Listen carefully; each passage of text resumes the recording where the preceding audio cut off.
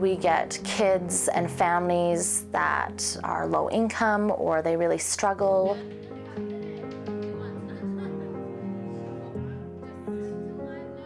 The kids cooking and baking class. It's basically to empower the kids to learn how to make like cheap, easy, and healthy recipes.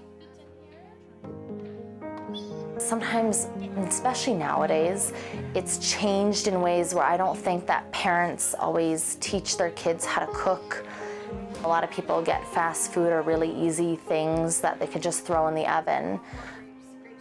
We are offering this program because it also encourages kids to eat healthier and make wiser choices, and that it doesn't have to be expensive to eat healthier and balance your diet out for yourself. It can be relatively cheap.